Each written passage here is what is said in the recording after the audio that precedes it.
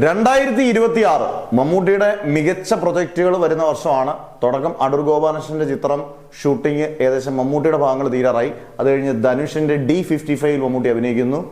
അതിനുശേഷം മമ്മൂട്ടി നമ്മുടെ നിതീഷ് സഹദേവന്റെ പക്കാ മാസ് കോമഡി ആക്ഷൻ എന്റർടൈനറിൽ ഉണ്ട്. പിന്നെ ഖാലിദ് റഹ്മാന്റെ പടം ക്യൂബ്സ് എന്റർടൈൻമെന്റിന്റെ സിനിമ. ഈ സിനിമകളൊക്കെ നിലനിൽക്കുമ്പോൾ തന്നെ കഴിഞ്ഞ ഒരു ലേറ്റസ്റ്റ് ഇന്റർവ്യൂവിൽ ജോബി, നമ്മുടെ ഗുഡ്വിൽ എന്റർടൈൻമെന്റ് പ്രൊഡ്യൂസറും കൂടി തിയേറ്റർ ഉടമയൊക്കെയാണ്, ജോബി ജോർജ് പറഞ്ഞേക്കുന്നത് അദ്ദേഹത്തിന്റെ 2 കഥകൾ ബിഗ് ബഡ്ജറ്റ് പടങ്ങളാണ്. 2 പുത്തൻ കഥകൾ കേട്ടു. അതിനകത്ത് ഏറ്റവും ബെസ്റ്റ് ആയിട്ടുള്ള കഥകൾ, അത് ഇപ്പോഴും കഥകൾ കേട്ടുകൊണ്ടിരിക്കുകയാണ്. മമ്മൂട്ടി ഓപ്പൺ ഡേറ്റ് കൊടുത്തേക്കുന്ന കക്ഷിയാണ് ജോബി.